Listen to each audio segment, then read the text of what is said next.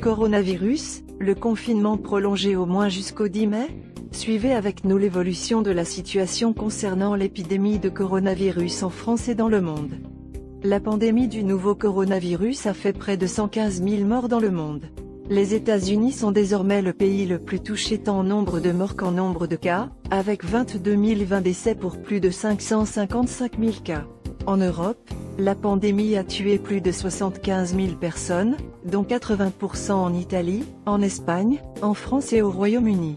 L'Italie a toutefois annoncé dimanche soir son bilan le plus faible en plus de 3 semaines, avec 431 décès dans les dernières 24 heures sur près de 20 000 morts au total. Derrière l'Italie, l'Espagne compte 17 489 décès, avec un bilan quotidien de 617 morts ce dimanche, donné ce lundi. La France constate une très légère baisse du nombre de patients en réanimation pour le 4e jour consécutif. Dans les dernières 24 heures, la maladie a fait 561 morts, dont 310 supplémentaires en milieu hospitalier, pour un total de 14 393 morts. Le président Macron doit s'exprimer ce lundi soir. L'Espagne reprend progressivement le travail. Une partie des Espagnols ont repris le travail lundi après 2 semaines d'hibernation.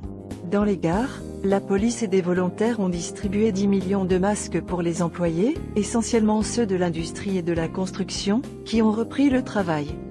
Depuis 2 semaines, comme chez nous, seules les activités essentielles, comme l'alimentation, la santé et l'énergie, étaient autorisées, afin de donner un coup de frein à la contagion. Celle-ci a ralenti avec 3 477 nouveaux cas détectés en un jour, le chiffre le plus bas depuis le 20 mars. Confinement jusqu'au 10 mai? Le président Emmanuel Macron va, dans une allocution à la télévision, annoncer lundi soir une prolongation du confinement généralisé, en principe au moins jusqu'au 10 mai.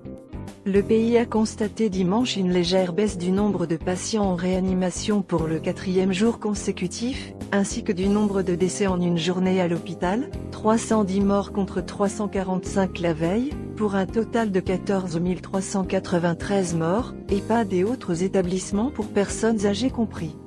Pierre Ménès quitte l'hôpital. Le chroniqueur sportif Pierre Ménès a annoncé lundi qu'il sortait de l'hôpital après avoir contracté le coronavirus, qu'il a totalement épuisé.